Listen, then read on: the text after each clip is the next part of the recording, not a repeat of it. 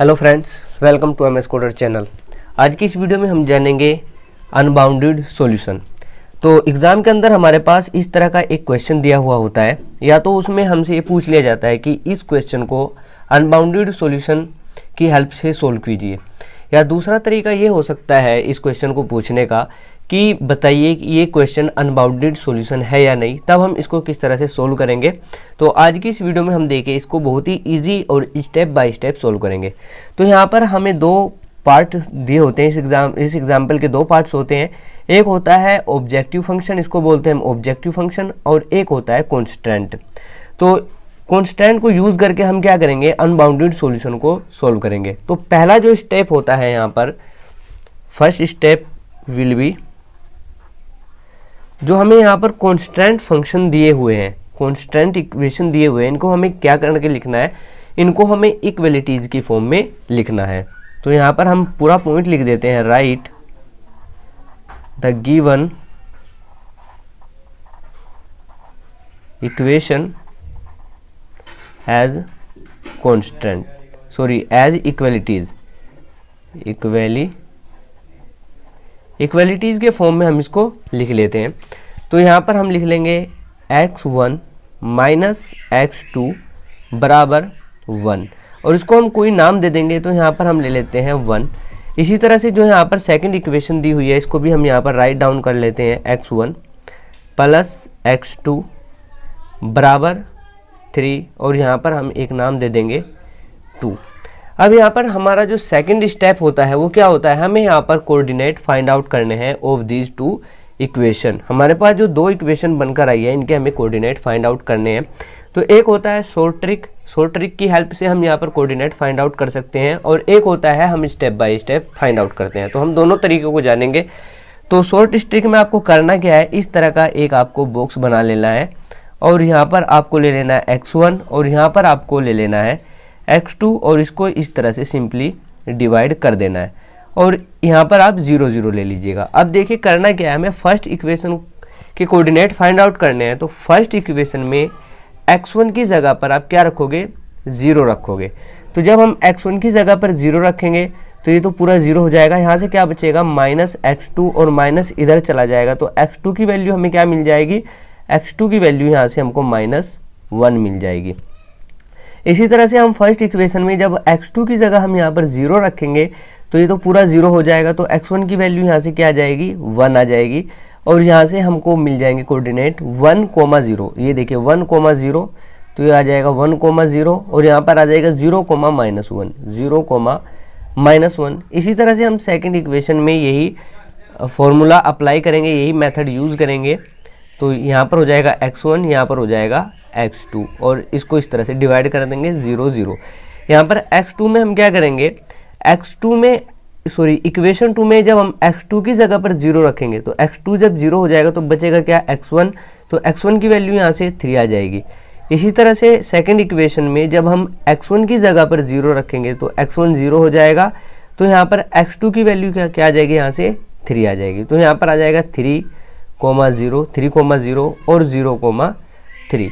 I hope कि यहाँ तक आपको समझ में आ गया होगा। तो ये था शॉर्ट ट्रिक। अगर आपके पास एग्जाम में टाइम नहीं है तब आप इस मेथड को यूज़ कर सकते हो, अदरवाइज आपको स्टेप बाय स्टेप इनकी वैल्यू फाइंड आउट करनी चाहिए, जिससे आपके मार्क्स भी अच्छे खासे आपको मिल जाएंगे। अब हम यहाँ पर देखें मैनुअली कैसे स्टेप बाय स्टेप इसके कोऑर्डिनेट फाइंड आउट करते हैं। तो हम पहले ले लेते हैं इक्वेशन फर्स्ट। तो यहाँ पर ले लेंगे फ्रॉम इक्वेशन 1। यहाँ पर जो भी आपने नाम सजेस्ट किया होगा, इंडिकेट किया होगा, वो यहाँ पर ले लीजिएगा, और फिर सिंपली आपको ये इक्वेशन यहाँ पर लिख लेनी है एज इट इज़। और यहाँ पर देखिए करना क्या है, आपको पुट, यानी कि आपको क्या करना है, x1 की जगह पर 0 रखना है। तो x1 बराबर 0। जब हम x1 की जगह पर 0 रखेंगे तो ये तो 0 हो जाएगा, बचेगा क्या, -x2 = 1, और यहाँ से x2 की वैल्यू क्या आ जाएगी, x2 की वैल्यू आ जाएगी -1। तो यहाँ पर देखिए हमारे पास क्या कोऑर्डिनेट है, ये x1 की वैल्यू 0 है और x2 की वैल्यू -1। इसी तरह से हम पुट कर देंगे x2 = 0। जब हम इसी इक्वेशन में x2 की जगह पर 0 पुट करेंगे, x2 की जगह पर 0 आ जाएगा बराबर 1। तो यहाँ से x1 की वैल्यू क्या आ जाएगी, x1 की वैल्यू आ जाएगी यहाँ से 1 आ जाएगी। तो यहाँ से कोऑर्डिनेट हमको क्या मिलेगा, x1 की वैल्यू यहाँ पर क्या है 1 है और x2 की वैल्यू क्या आई है यहाँ पर 0 आई है। तो देखिए वही कोऑर्डिनेट हमको यहाँ पर मिल गए हैं जो हमने यहाँ पर निकाले थे। एक है 0 -1 तो ये रहा 0, -1, एक है 1, 0, 1, 0। अब हमें सेकंड इक्वेशन के कोऑर्डिनेट फाइंड आउट करने हैं। We will have to find out the coordinate of second equation second and we will follow this method as well. तो then it will be x1 + x2 और यहाँ पर आ जाएगा 3। अब हमें करना क्या है, जैसे हमने यहाँ पर पुट किया था x1 की जगह पर 0, तो जब हम यहाँ पर पुट x1 = 0 तो यहाँ पर देखिए x1 0 हो जाएगा तो x2 की वैल्यू यहाँ से क्या मिल जाएगी आपको 3 मिल जाएगी। और यहाँ पर देखिए x1 की वैल्यू 0 आई है और यहाँ पर x2 की वैल्यू 3 आई है। Like this we will put value of x2 = 0। जब हम यहाँ पर x2 की वैल्यू 0 रखेंगे तो बचेगा क्या x1 and the value of x1 would be 3। तो यहाँ पर x1 की वैल्यू 3 है और x2 की वैल्यू यहाँ पर देखिए यहाँ पर हमने क्या किया, from equation two second equation यहाँ पर ले ली है x1 + x2 = 3। यहाँ पर पहले x1 की वैल्यू हमने 0 रखी तो x2 की वैल्यू यहाँ से 3 आ गई है, 0 x1 की वैल्यू और 3 x2 की वैल्यू। इसी तरह से हमने x2 की जगह हमने क्या रखा 0 रखा तो ये 0 हो गया, बचा गया x1। तो x1 की वैल्यू यहाँ से क्या आ गई है 3 आ गई है, तो x1 की वैल्यू 3 हो गई है और x2 की वैल्यू यहाँ पर 0 हो गई है। तो देखिए हमें वही वैल्यू मिल गई है जो हमने यहाँ पर फाइंड आउट किया था। एक मिला है 3, 0 तो ये रहा आपका 3, 0। इसी तरह से आपको एक मिल गया है 0, 3 और यहाँ पर मिल गया है 0, 3। तो आप इसको स्टेप बाय स्टेप भी सोल्व कर सकते हो। नेक्स्ट पॉइंट अब हमें करना क्या है, अब हमें डायमेंशनल लाइन को ड्रॉ करनी है। तो यहाँ पर जो सेकंड स्टेप होगा हमारा वो क्या होगा, हमें डायमेंशनल प्लान को ड्रॉ करना है। तो यहाँ पर लिख देंगे हम draw dimensional plan, dimensional plan. तो यहाँ पर हमको डायमेंशनल प्लान को ड्रॉ करना है। तो यहाँ पर हम पहले पॉइंट्स लिख लेते हैं जिन पॉइंट को यूज़ करके हम प्लान को ड्रॉ करेंगे। तो यहाँ पर देखिए हमारे पास कितने पॉइंट्स बने थे, एक बना था 1, 0 और 0, -1। तो पहले हम इसी के हेल्प से करेंगे।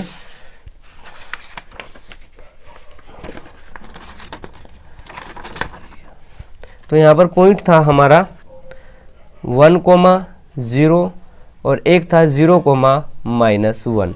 तो यहाँ पर देखिए हम ऐसे यहाँ पर एक लाइन हो जाएगी हमारी और ये एक हो जाएगी, ये हो जाएगा x1 and it would be x2। और यहाँ पर हम कुछ पॉइंट्स ले लेते हैं 1, 2, 3, 4। Like this it also be 1, 2, 3 and 4। अब यहाँ पर देखिए पहला पॉइंट यहाँ पर क्या है 1, 0। तो यहाँ पर देखिए 1, 0 यहाँ पर मिलेगा आपको। और सेकंड क्या है 0, -1। सेकंड है 0, -1 तो ये इधर की तरफ आएगा, 0 माइनस में है तो यहाँ पर आ जाएगा आपका, जैसे हम यहाँ पर ले लेते हैं, ये हो जाएगा -1, -2 एंड -3। तो यहाँ पर है 0, -1 तो 0, -1 यहाँ पर होगा। तो इन दोनों लाइन को हमको क्या कर देना है, आपस में इस तरह से पॉइंट आउट कर देना है, ड्रॉ कर देना है इस तरह से। तो यहाँ पर ये पॉइंट बन गया है हमारा 0, -1 और यहाँ पर बन गया है 1, 0। अब ये जो लाइन है ये किस इक्वेशन से हमने ड्रॉ की है, इस पॉइंट को यूज़ करके। तो इस पॉइंट की हम इक्वेशन यहाँ पर राइट डाउन कर लेते हैं। तो इक्वेशन क्या है हमारा, x1 - x2 <1। तो ये हो जाएगा x1 - x2 < < 1। इसी तरह से हमें सेकंड लाइन को ड्रॉ करनी है। तो सेकंड लाइन के लिए हमारे पास सेकंड ये पॉइंट यूज़ करेंगे 3, 0 और 0, 3। 3, 0 एंड 0, 3। मैं आपको एक बार फिर से पॉइंट दिखा देता हूँ, 3, 0 और 0, 3। अब यहाँ पर हम इसको यूज़ करके पॉइंट फाइंड आउट करेंगे। तो पहला पॉइंट है यहाँ पर 3, 0। तो 3, 0 it would be here and 0, 3 it would be here. अब यहाँ पर देखिए हमें करना क्या है, इन पॉइंट को आपस में मिला देना है, तो इसको हम इस तरह से यहाँ पर क्या करेंगे, इस पॉइंट को और इसको आपस में मिला देंगे। तो आप स्केल का यूज़ करके इसको लाइन को ड्रॉ कीजिएगा। तो यहाँ पर हम इस तरह से इसको यहाँ पर मिला देंगे। अब यहाँ पर देखिए ये पॉइंट हमारा क्या हो गया है, यहाँ पर 3,0 और ये पॉइंट यहाँ पर हो गया है आपका 0,3। और ये वाली जो हमने लाइन खींची है ये वाली, तो ये किस इक्वेशन से खींची है, इस पॉइंट की हेल्प से, और ये पॉइंट किस इक्वेशन की है, वो इक्वेशन हम यहाँ पर राइट डाउन कर लेते हैं। तो इस इक्वेशन को हम यहाँ पर ले लेंगे x1 plus x2 greater than और इक्वल टू 3, इस पॉइंट से हमने खींची है। तो यहाँ पर देखिए पहले हम इस इक्वेशन को देखेंगे। इक्वेशन क्या कह रहा है, लेस देन और इक्वल टू 3, यानी कि ये वाली इक्वेशन लेस है, यानी कि ये इक्वेशन हमेशा क्या होगी, नीचे के अंदर की तरफ होगी, यानी कि ये इस तरह से अंदर की तरफ इक्वेशन ये होगी, ऐसे ये हमेशा अंदर की तरफ जाएगी, ठीक है। और यहाँ पर ये इक्वेशन क्या कह रहा है, ग्रेटर देन और इक्वल टू 3, यहाँ पर ये कह रहा है ग्रेटर देन और इक्वल टू 3, यानी कि ग्रेटर देन का मतलब क्या है, ये इक्वेशन हमेशा इस तरह से ऊपर की तरफ जाएगी, ये ऐसे यहाँ पर ये क्या होगा, ऊपर की तरफ, यहाँ से बाहर की तरफ जाएगी। तो यहाँ पर देखिए ये दोनों पॉइंट यहाँ पर मिल रहे हैं, दोनों लाइन यहाँ पर मिल रहे हैं। तो देखिए हमारे पास जो इक्वेशन पॉइंट बनेंगे, एक तो ये बन जाएगा A और एक यहाँ पर ये बन जाएगा B। ये दोनों पॉइंट को हमें यहाँ पर यूज़ करना है। और थर्ड स्टेप हमारा क्या होता है, ऑप्टिमल सॉल्यूशन को फाइंड आउट करना। तो मैं यहाँ पर थर्ड स्टेप भी राइट डाउन कर देता हूँ, स्टेप थर्ड, ठीक है, फाइंड ऑप्टिमल सॉल्यूशन, सॉल्यूशन। और उससे पहले हमें यहाँ पर फिजिबल रीजन का पता होना चाहिए। तो यहाँ पर देखिए ये दोनों में कॉमन क्या है, तो ये वाला रीजन कॉमन आ रहा है क्योंकि ये इधर की तरफ होगा और ये इधर की तरफ होगा। तो यहाँ से हमें क्या करना है, हमारे पास दो पॉइंट आ गए हैं, तो यहाँ पर हमें x1 और x2 की वैल्यू को क्या करना है, फाइंड आउट करना है। तो यहाँ पर देखिए ये जो है ये इधर जा रहा है, ये x2 की वैल्यू है, और यहाँ पर ये जा रहा है, ये इधर x1 की वैल्यू है। तो यहाँ पर ये x2 की वैल्यू कहाँ पर जाएगा, ये इनफाइनाइट की तरफ जाएगा, क्योंकि कहीं पे भी ये बाउंड नहीं हो रहा है, कहीं पर भी हमको यहाँ पर पॉइंट नहीं मिल रहा है। इसी तरह से x1 की वैल्यू भी देखें यहाँ पर इंक्रीज होती जा रही है, तो ये भी कहाँ पर जाएगा, इनफाइनाइट की तरफ जाएगा। और आप देख सकते हो कि यहाँ पर कहीं पर भी कोई बाउंड्री नहीं लगी हुई है, कोई बाउंड नहीं है। तो ये क्या है, हमारा इक्वेशन जो दिया हुआ था ये एक अनबाउंडेड सॉल्यूशन है, यहाँ पर हमें कोई भी सॉल्यूशन नहीं मिलेगा। हम बोल सकते हैं कि this question is not have any solution. तो यहाँ पर हम लिख देंगे दिस इज अनबाउंडेड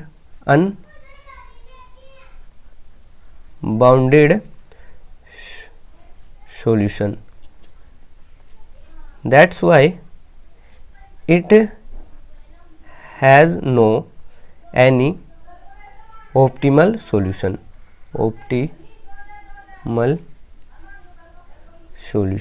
तो यहाँ पर इसका कोई भी ऑप्टिमल सॉल्यूशन नहीं है। ऑप्टिमल सॉल्यूशन क्यों नहीं है, क्योंकि यहाँ पर हम कोई तीसरा पॉइंट फाइंड आउट नहीं कर सकते। तो आई होप कि ये प्रॉब्लम आपको सोल्व समझ में आया होगा।